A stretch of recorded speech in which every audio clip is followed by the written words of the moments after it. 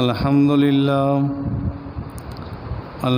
لله نحمده ونستعينه ونستغفره ونؤمن به ونتوكل عليه ونعوذ بالله من شرور أنفسنا ومن سيئات أعمالنا من يهده الله فلا مضل له ومن يضلل فلا هادي له ونشهد أن لا إله إلا الله وحده لا شريك له وأشهد أن محمدًا عبده ورسوله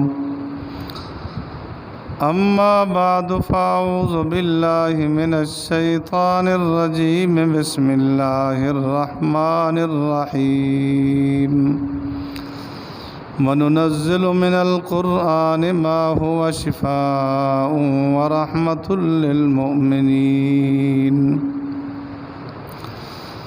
وقال النبي صلى الله عليه وسلم من لم يستشف بالقرآن لا شفاء أو كما قال عليه الصلاة والسلام صدق الله العظيم وصدق رسوله النبي الكريم ونحن على ذلك لمن الشاهدين والشاكرين والحمد لله رب العالمين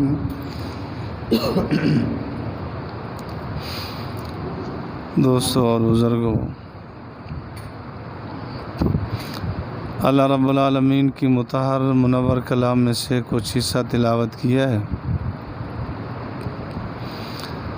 دعا فرمائے اللہ رب العالمین صحیح عرض کرنے کی توفیق نصیب فرمائے۔ اس کے بعد اللہ رب العالمین پوری کائنات کو عمل کرنے کی توفیق نصیب فرمائے۔ اللہ رب العالمین نے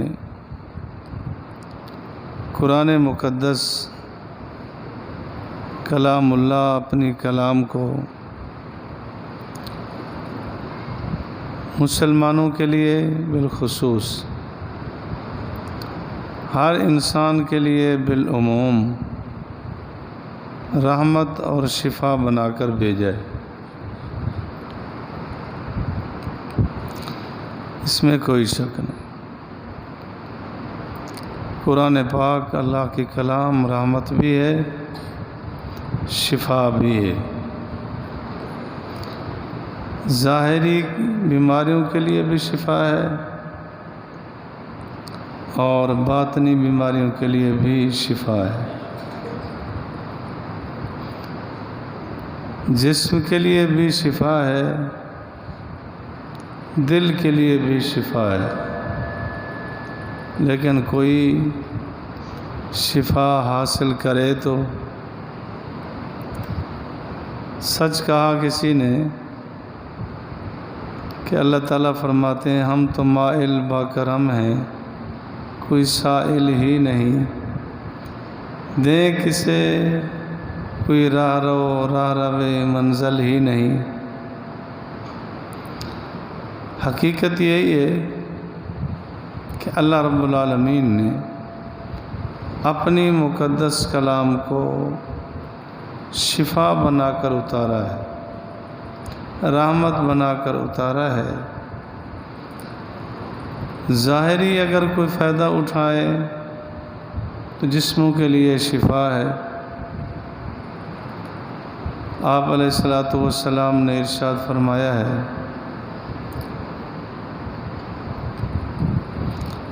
جو آدمی جس بیماری میں مبتلا ہو،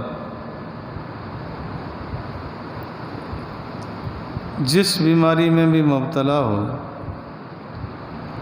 سورۃ فاتحہ پڑھ کر دم کرے اور پیے تو اس کو شفا مل جائے۔ حضور علیہ الصلوۃ والسلام نے ارشاد فرمایا ہے الفاتحہ تو شفاء لکل داء، کہ فاتحہ ہر بیماری کا علاج ہے، جس قسم کی بیماری بھی ہو، لیکن شفا تو اللہ دینے والا ہے،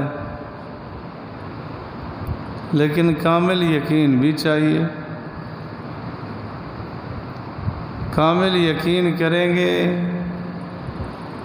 تو اللہ رب العالمین کی ذات گرامی شفا دینے والی ذات ہے۔ حدیث قدسی میں آتا ہے، آپ علیہ الصلوۃ والسلام نے ارشاد فرمایا کہ اللہ تعالیٰ فرماتے ہیں انا ظن عبدی بی، کہ مجھ سے جیسا گمان کرو گے میں ویسے فیصلہ کروں گا۔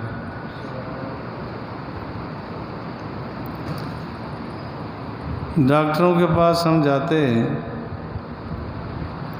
تو یہ عزم بالجزم کر کے جاتے ہیں کہ یہ اس فن کا ماہر ہے، بالکل ٹھیک ہو جائے گا۔ اور جو امام الانبیاء جناب محمد الرسول اللہ صلی اللہ علیہ وسلم نے ارشاد فرمایا ہے، اس کے بارے میں ہم کہتے ہیں چلو ذرا کر کے دیکھتے ہیں، شاید فائدہ ہو جائے۔ اللہ کا کلام کوئی لکھ کے دے رہا ہے، حضور علیہ الصلوۃ والسلام کا فرمان بتایا جا رہا ہے، لیکن آگے جملہ سننے کو آتا ہے اچھا جی کچھ دعا کچھ دوا، یقین نہیں ہے، کامل یقین سے نہیں، کہتے اچھا۔ تو حضور علیہ الصلوۃ والسلام نے فرمایا کہ فاتحہ ہر بیماری کا علاج ہے، پڑھی جائے۔ کچھ بزرگان دین کا مجرب تقریباً چاروں سلاسل کے بزرگوں کے مجربات میں سے ہے کہ اگر کوئی ایسی موذی بیماری ہے تو فجر کے 2 سنتیں پڑھنے کے بعد فرضوں سے پہلے سورۃ فاتحہ اس ترتیب سے پڑھ لے، بسم اللہ الرحمن الرحیم الحمد للہ رب العالمین، آخر تک اس کو پڑھے اور 41 بار روزانہ پڑھے، 40 دن پڑھ لے، تو جیسی بیماری ہوگی ٹھیک ہو جائے۔ اور بہت سارے لوگوں نے اس پر عمل کیا اور 100% پایا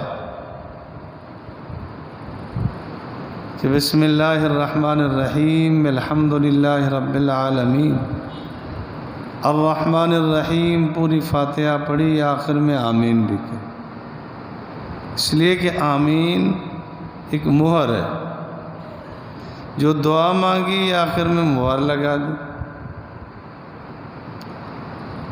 حدیث پاک میں آتا ہے، صحابہ فرماتے ہیں کہ ہم سفر کر رہے تھے، ایک جگہ سے ہمارا گزر ہوا،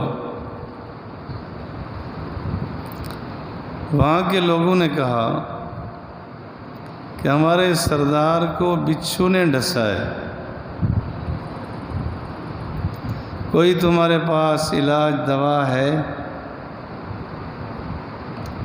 صحابہ کرام رضوان اللہ تعالیٰ علیہ مجمعین نے فرمایا ہاں، سورۃ فاتحہ پڑھ کر دم کر دی، وہ ٹھیک ہو گئی۔ تو انہوں نے اس کے بدلے میں ان سے چند بکریاں لی،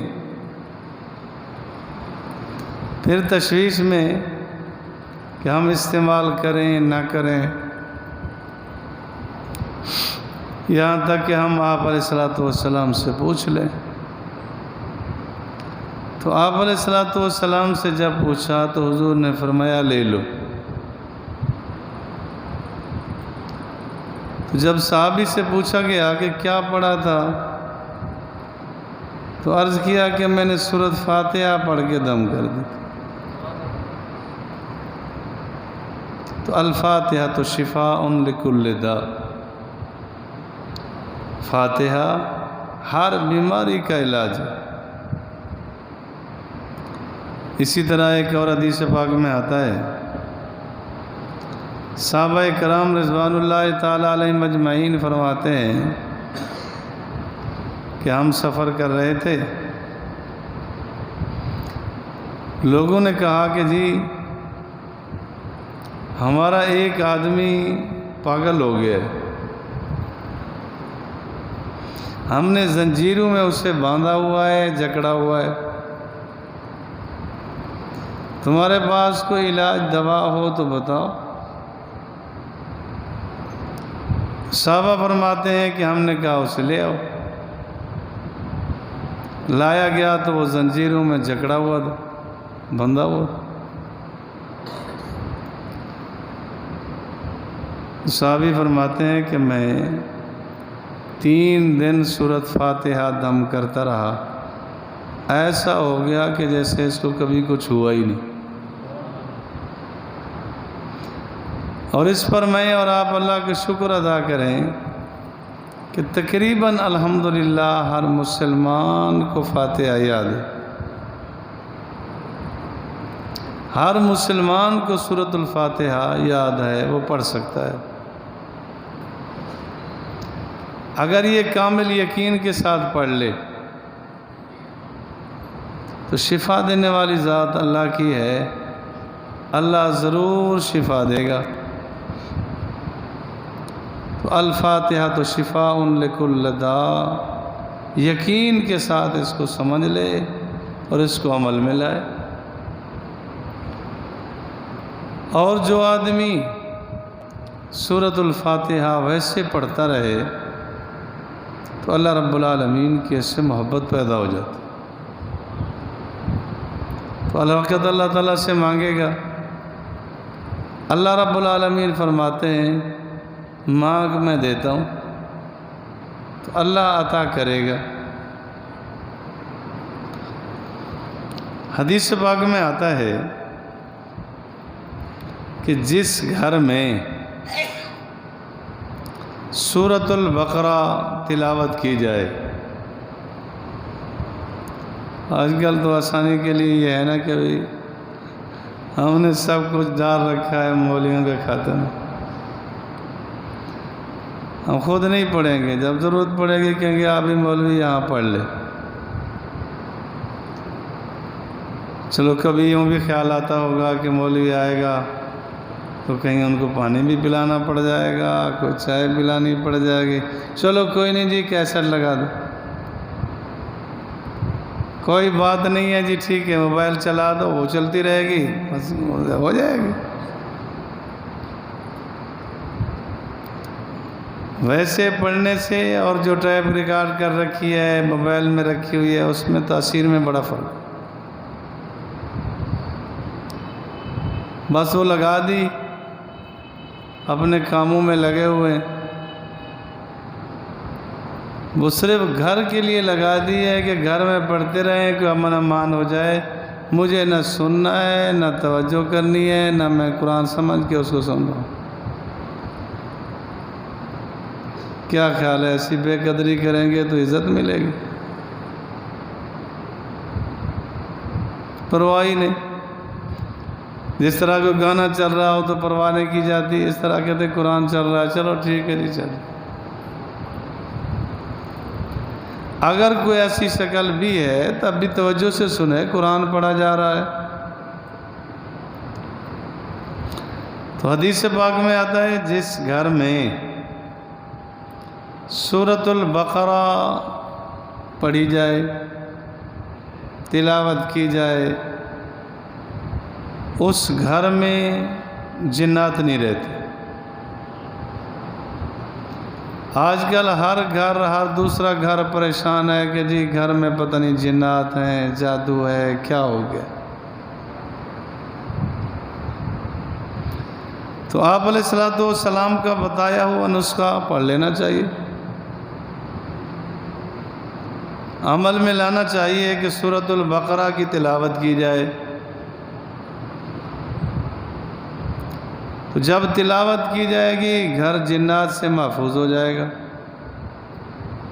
شیاطین سے محفوظ ہو جائے گا۔ یہ کرنے کی چیزیں اور آسان سے آسان تر ہیں،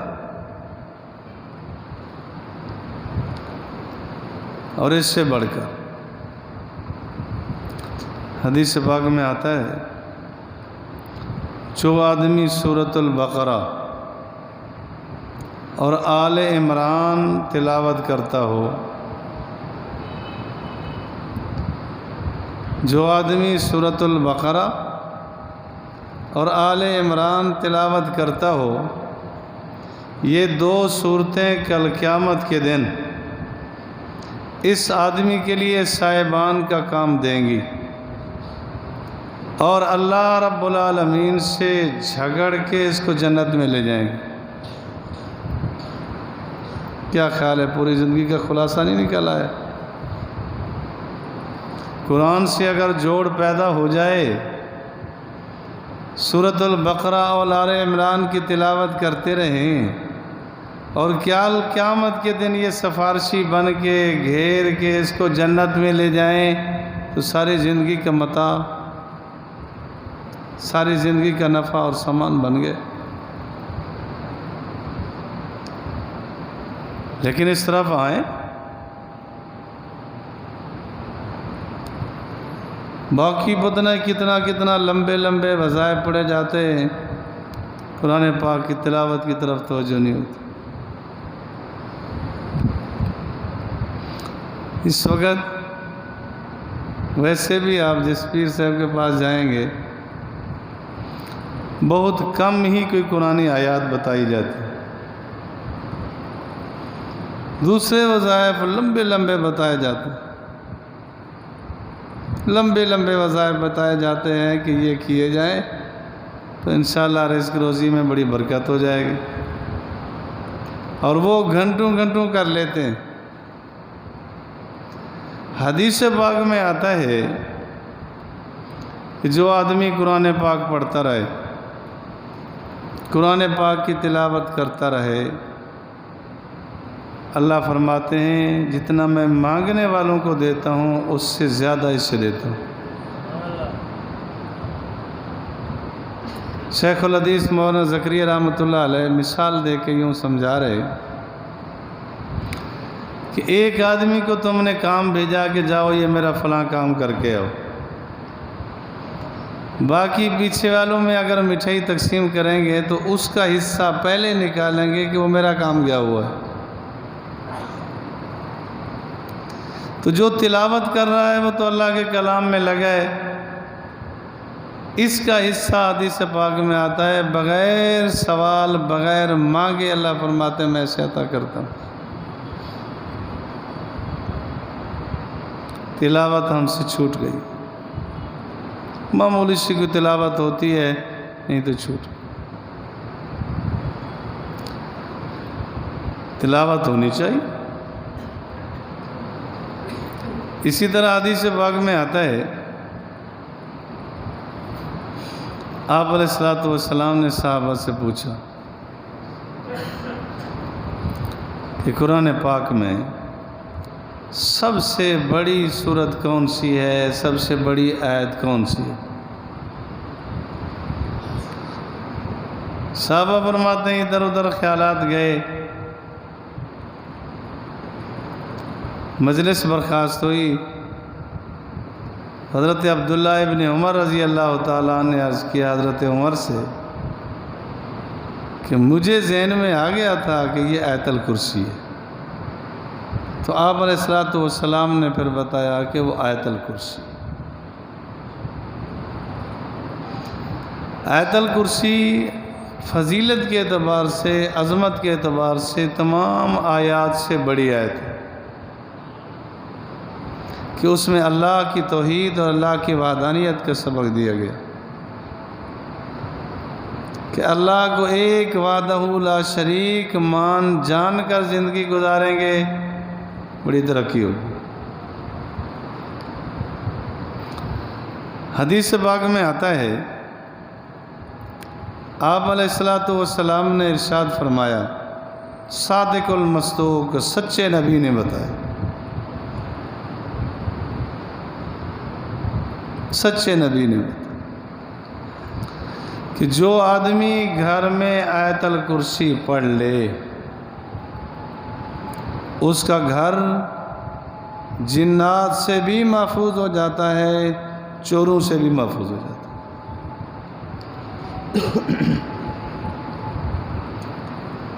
اگر حضور علیہ الصلوۃ والسلام کے اس فرمان پر ہم یقین کر لیں تو جن لوگوں نے یقین کیا ہے انہوں نے کامیاب پایا۔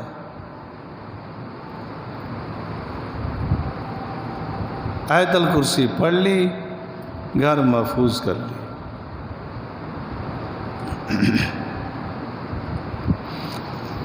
حدیث پاک میں آتا ہے،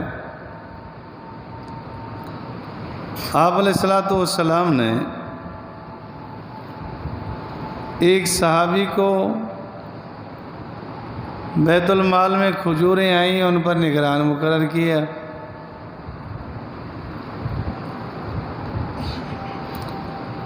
وہ دیکھتے کہ کوئی آدمی آیا، وہ کھجوروں کی جھولی بھر رہا تھا، انہیں پکڑ لیا۔ وہ کہنے لگا، اللہ کے لیے مجھے معاف کر، اللہ کے لیے مجھے چھوڑ دے۔ جو چور ہوتے ہیں وہ ہیلے بہانے تو کرتے ہی ہے نا، بازو سے پکڑیں گے تو وہ بہانہ کرتے ہیں کہ جی وہ میرا بازو ٹوٹا ہوا، خیال کرنا۔ اس نے چھوڑا اور چل۔ اللہ کے لیے چھوڑ دیں، چھوڑ دیں۔ آپ علیہ الصلوۃ والسلام کی خدمت عالیہ میں عرض کیا کہ اس طرح چور آیا تھا، اس طرح اللہ کا نام لیا، میں نے چھوڑ دیا۔ حضور علیہ الصلوۃ والسلام نے فرمایا، ابو ہریرہ خیال کرنا، وہ پھر بھی آئے گا۔ اگلی رات کہتے ہیں میں بیٹھا تھا، پھر آ گیا، پھر جھولی بھرنے لگا۔ میں نے پکڑ لیا، میں نے کہا اب تو نہیں چھوڑوں گا۔ انہیں بڑے واسطے دیے، آخر منت سماجت کر کے چھڑا گئے۔ پھر میں نے حضور علیہ الصلوۃ والسلام سے عرض کیا تو حضور علیہ الصلوۃ والسلام نے فرمایا، ابو ہریرہ وہ پھر بھی آئے گا۔ تیسری رات پھر آ گئے، پھر اسی طرح میں نے اس کو پکڑ لیا۔ میں نے کہا اب تو نہیں چھوڑوں گا، میں حضور علیہ الصلوۃ والسلام کی خدمت میں تجھے پیش کروں۔ اس نے بڑی منتیں سماجتیں کی، اللہ کا نام بھی لیا۔ آخر میں کہنے لگا،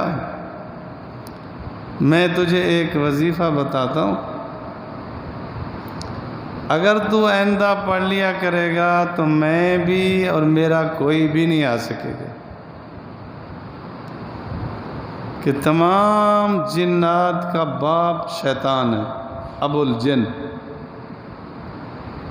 کہتے ہیں میں بھی نہیں آ سکوں گا، میرا اور بھی کوئی نہیں آ سکے گا۔ انہیں بتایا کہ آیت الکرسی پڑھ لیا کرو۔ حضرت ابو ہریرہ فرماتے ہیں میں نے چھوڑ دیا۔ ایک روایت میں حضرت بلال کا ذکر ہے، فرماتے ہیں میں نے چھوڑ دیا۔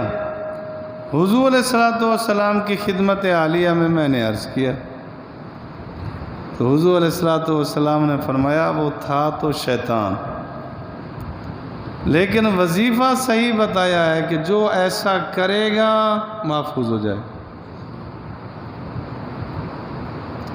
اگر میں اور آپ آج ہی سے اس کا معمول شروع کر دیں، اور کامل یقین کے ساتھ شروع کر دیں کہ ہمارا گھر محفوظ ہے۔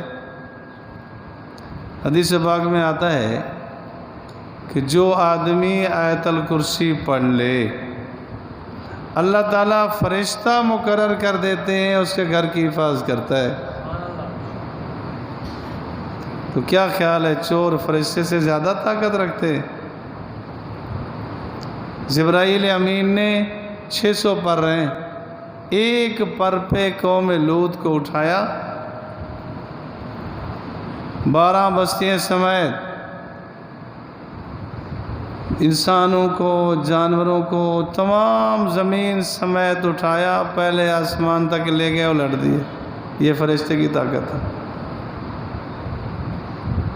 حدیث پاک میں آتا ہے فرشتوں نے کتوں کی آوازیں سنی، وہاں پہلے آسمان تک لے گئے۔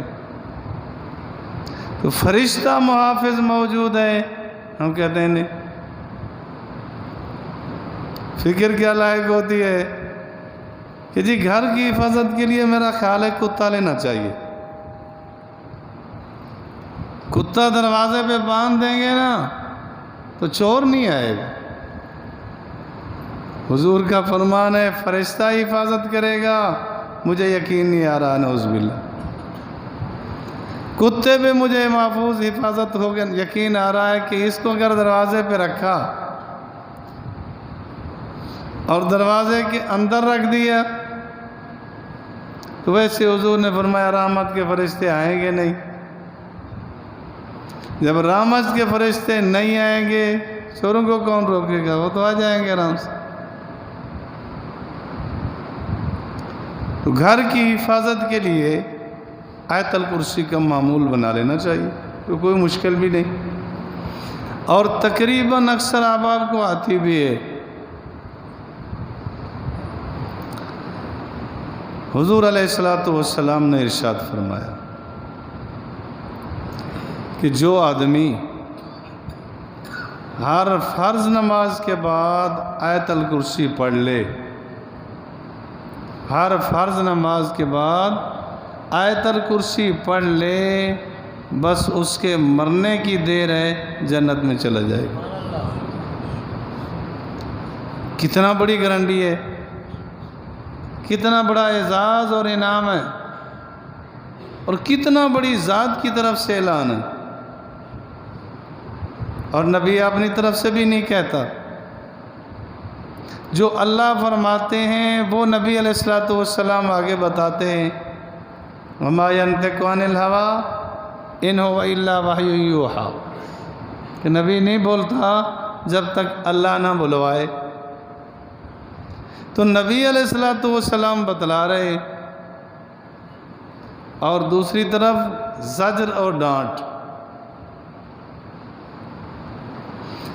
آپ علیہ السلام نے فرمایا ہر فرض نماز کے بعد آیت الکرسی ہر آدمی پڑھے گا مگر منافق نہیں پڑھے۔ کتنا بڑی ڈانٹ اور بڑا عالمیہ ہے کہ حضور علیہ السلام نے فرمایا پڑھو، نہ پڑھنے والا منافق بتایا گیا۔ فکر چاہیے نہیں چاہیے؟ ہمیں ضرور فکر چاہیے کہ دیکھیں کتنا بڑا عالمیہ ہے۔ اچھا کئی سارے احباب ایسے کہ ان کو آیت الکرسی آتی بھی ہے، نہیں پڑھتے۔ آیت الکرسی آتی بھی ہے، یاد بھی ہے، لیکن نہیں پڑھتے۔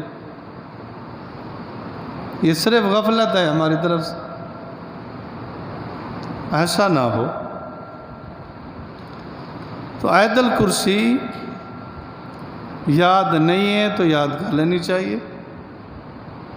ہر فرض نماز کے بعد کا مطلب بھی یہی ہے کہ بے شک دعا سے پہلے پڑھ لیں یا دعا کے بعد پڑھ لیں، وہ فرضوں کے بعد ہی ہوتی ہے۔ بعض احباب پوچھتے ہیں کہ مولانا وہ تو فوراً دعا کھڑی ہو جاتی ہے، تو دعا کے بعد پڑھا تو کیا مطلب ہے؟ فرضوں سے پہلے پڑھ کے بیٹھا ہے، وہ بھی فرضوں کے بعد ہی ہے۔ حضور نے فرمایا فرضوں کے بعد پڑھ لو۔ آپ علیہ الصلوۃ والسلام کا معمول مبارک تھا کہ فجر اور عصر کے بعد کچھ پڑھتے پھر دعا کے لیے ہاتھ اٹھاتے، وقفہ ہو جاتا، باقیوں کے لیے فوراً آپ دعا کر لیتے۔ تو دعا میں شریک ہوں، اجتماعی دعا میں قبولیت ہوتی ہے۔ جماعت میں کچھ ایسے اللہ کے نیک بندے ہوتے ہیں، اللہ ان کی دعا رد نہیں کرتا، پھر سب کی قبول ہو جاتی۔ معمول بنانا چاہیے۔ کتنا بڑی طاقت ہے ہمارے پاس، کتنا بڑی طاقت ہے قرآن پاک، شفا بھی ہے، رحمت بھی ہے پوری امت کے لیے، سب کو شفا ملے گی۔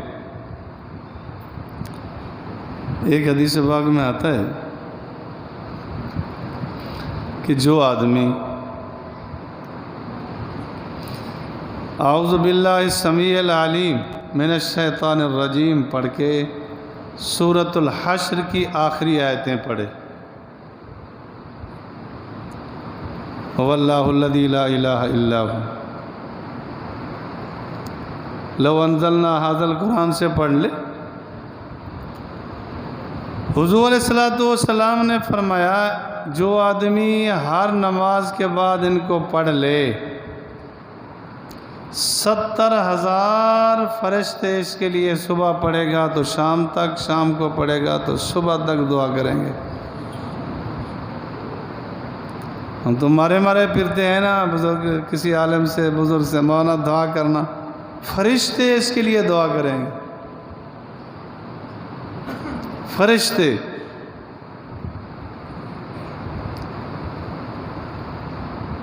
اور حضور علیہ الصلوۃ والسلام نے فرمایا یہ اگر پڑھ لیتا ہے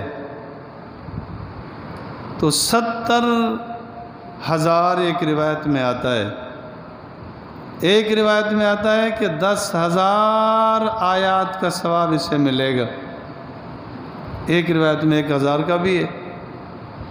1,000 آیت پڑھنے کا اجر ملے گا۔ کیا طاقت لگے گی، کیا وقت لگے گا؟ صرف یہ ہے کہ تھوڑی سی توجہ چاہیے۔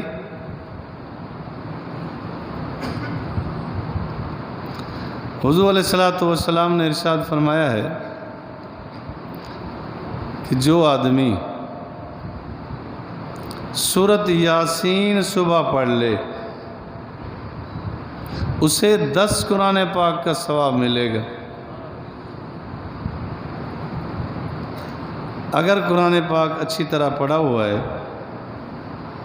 تو ایک پہیہ ہے، زیادہ سے زیادہ اگر لگیں گے تو 5 منٹ،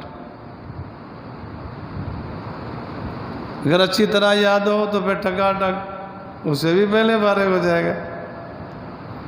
10 قرآن پاک کا اسے اجر ملے گا، 10 قرآن پاک کا 5 منٹ میں۔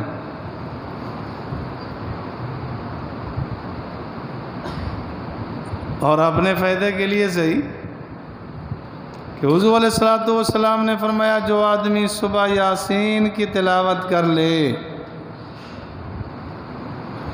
سارا دن اس کا سکون سے گزرے گا۔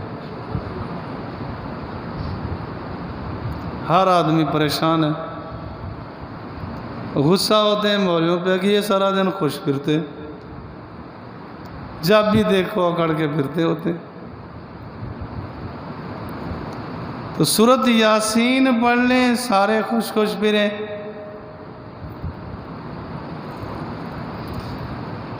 اور اسی طرح حدیث پاک میں آتا ہے کہ جو آدمی سورۃ یاسین پڑھ لے، جس کی روح نہ نکل رہی ہو، سکرات لگی ہے، موت و حیات کی کشمکش میں ہے، سورۃ یاسین کی تلاوت کر لی جائے تو روح آسانی سے نکل جاتا ہے۔ ایسی تکلیف بھی ہوتی ہے کہ دیکھنا برداشت نہیں ہوتا، بڑی عجیب کیفیات ہوتی ہیں بسا اوقات۔ تو یہ کیا مشکل ہے؟ اسی طرح حدیث پاک میں آتا ہے کہ جو آدمی مغرب کی نماز کے بعد سورۃ واقعہ پڑھ لے، ہر آدمی اس وقت پریشان ہے کہ مولانا حالات خراب ہیں، ہمارے اعمال کی وجہ سے حالات خراب ہیں، اس میں کوئی شک نہیں۔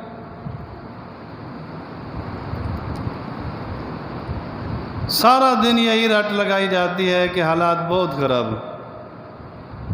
حضور علیہ السلام نے فرمایا جو مغرب کے بعد سورۃ واقعہ پڑھ لے اس پر کبھی فاقہ نہیں آئے گا۔ سچے نبی نے بتایا ہے کامل یقین سے پڑھا جائے۔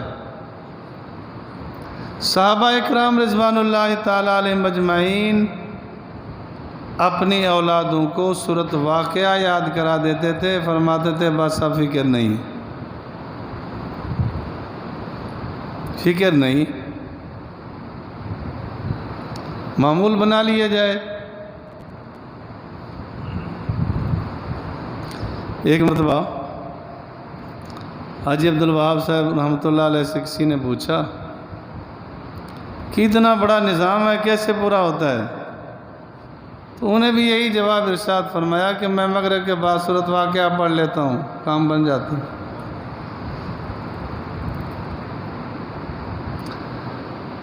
حدیث پاک میں آتا ہے کہ جو آدمی سورۃ ملک 30 آیات ہیں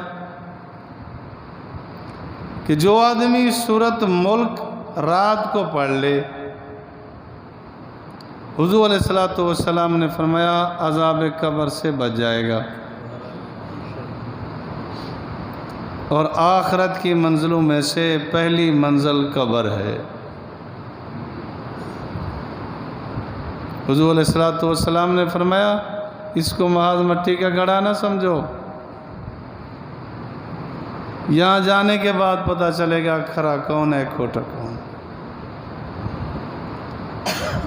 جن کو فکر تھی یوں تھی کہ حضرت عثمان رضی اللہ تعالیٰ عنہ کی داڑھی مبارک روتے روتے تر ہو جاتی تھی جب قبر کو دیکھتے، فرماتے تھے یہ پہلی منزل ہے آخرت کی، پتہ نہیں کیا بنا۔ حدیث پاک میں آتا ہے کہ ایک صحابی نے ایک جگہ خیمہ لگایا، تو اس جگہ سے سورۃ ملک کی آواز آ رہی تھی، شاید وہاں کوئی قبر تھی کسی زمانہ میں۔ حضور علیہ السلام سے عرض کیا کہ جس طرح میں نے خیمہ لگایا تو اس جگہ سے سورۃ ملک کی آواز آئی، پوری سورۃ ملک پڑھی، قبر میں پوری سورۃ ملک پڑھی۔ حضور علیہ السلام نے فرمایا یہ اس کی قبر ہوگی جو ہمیشہ سورۃ ملک پڑھا کرتا تھا، جو پڑھتا رہے گا عافیت ہو جائے گی، عذاب قبر سے بچ جائے گا۔ بہرحال قرآن پاک سے جوڑ پیدا کیا جائے، سورۃ اخلاص ایک مرتبہ پڑھنے سے تہائی قرآن کا ثواب ملتا ہے، سورۃ کافرون ایک مرتبہ پڑھنے سے چوتھا حصہ قرآن پاک کا ثواب ملتا ہے۔ صرف اتنا ہے کہ توجہ چاہیے، ہر طرح کی حفاظت کے لیے قرآن پاک سے جوڑنا چاہیے۔ اللہ مجھے اور آپ کو صحیح معنوں میں قرآن سے محبت بھی دے، جڑنے کی توفیق بھی بخشے۔